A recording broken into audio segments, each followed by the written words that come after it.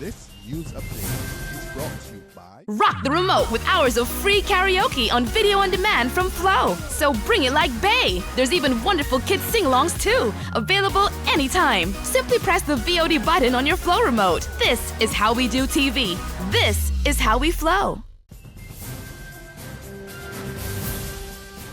It's Tuesday, January the 26th, 2016, and this is your Barbados Today Morning News Update. I'm Emmanuel Joseph. Thanks for joining us. In our top stories, General Manager of the National Conservation Commission, Keith Neblett, told the Employment Rights Tribunal yesterday during nearly 4 hours of testimony, which was interrupted by no fewer than 5 adjournments, that government's touted last in, first out policy was followed by the NCC when it dismissed a total of 186 workers in 2014. Neblett was being questioned by Tribunal Chairman Hal Gollop QC in the class action case brought by the National Union of Public Workers against the NCC for terminating the services of the workers back in 2014.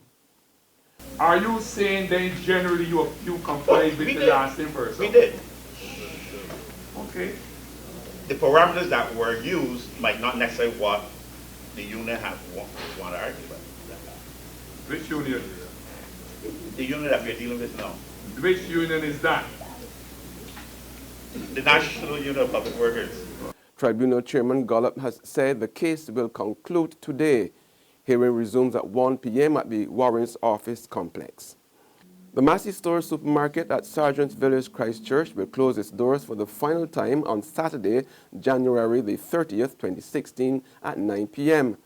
Now at the same time, management of the Trinidad and Tobago conglomerate has vowed that it would aggressively pursue plans to establish a discount store at the same location, construct an integrated store at Kendall Hill, and renovate the existing supermarket at Sunset Crest, St. James. These plans were confirmed in a press release issued last night by the management of Massy Stores following a 2-hour meeting with over 200 workers Sunday at the Lloyd Erskine Sandiford Centre, 2 Mile Hill, St. Michael.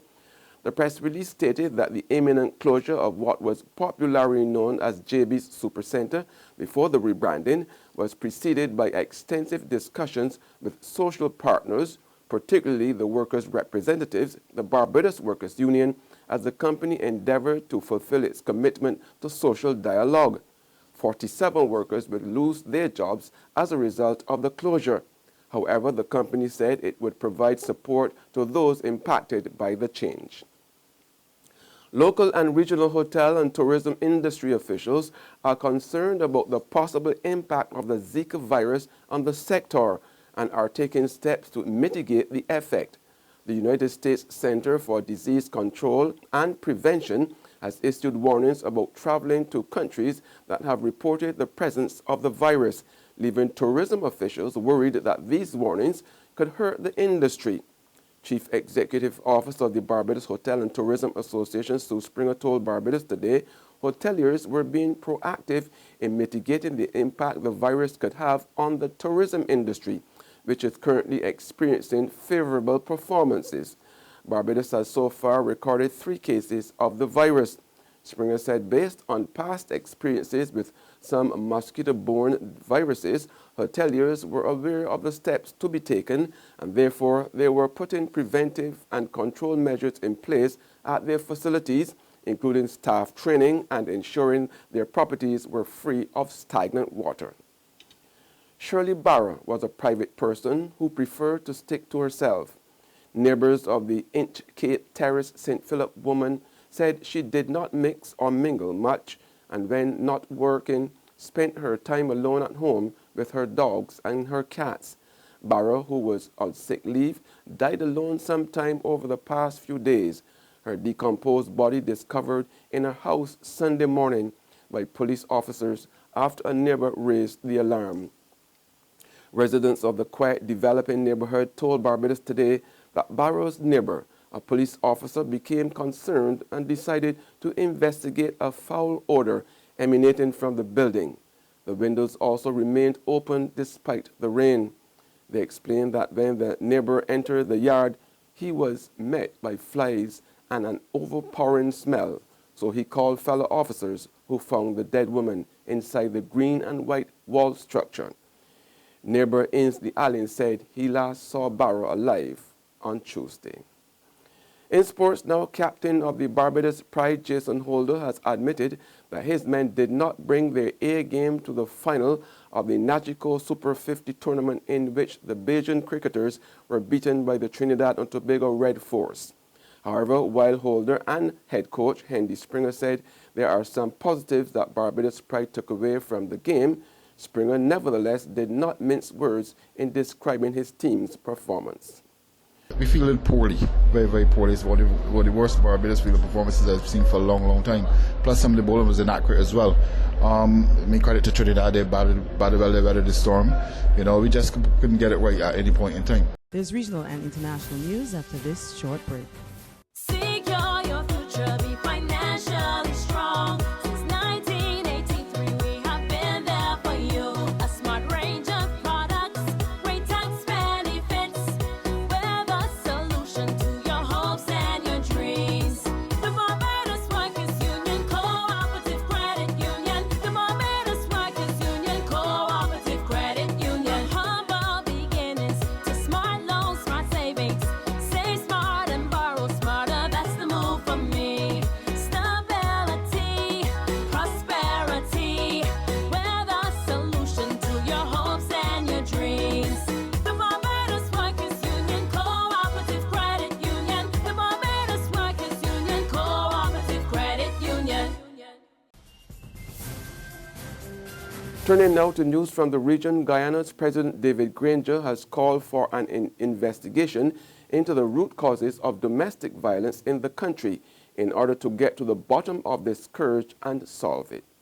President David Granger said there must be a change in cultural and other social behaviors which he feels contributes to domestic violence.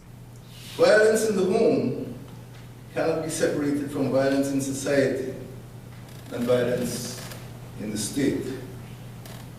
The primary cause of domestic violence is not, as is commonly believed, in my view, drunkenness, drug abuse, or everyday domestic disputes.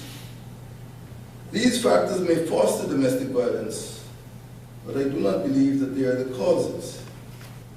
The eradication of domestic violence has to start with an investigation into causation. It matters little how many laws are enacted. The core problem will not be solved unless the core causes of domestic violence in Guyana are addressed.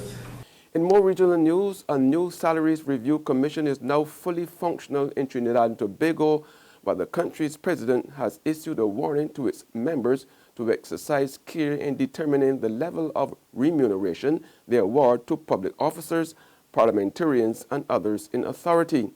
After swearing in 2 additional members, President Anthony Carmona cautioned commissioners that their tasks will be challenging given the country's economic situation.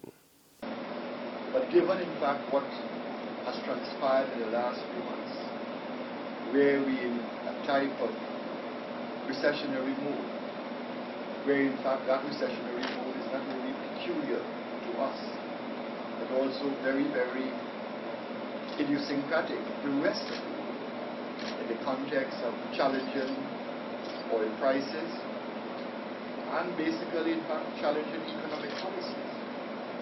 So I dare say, in your given dispensation, you will have to exercise depth of knowledge, critical analysis, and great care when in fact looking at the remuneration packages of all the aforementioned persons. And on the international scene, a majority of Democratic voters say Hillary Clinton is their top choice in the race for their party's nomination, but her margin over Bernie Sanders is smaller than it has been at any point since before the field narrowed to 3.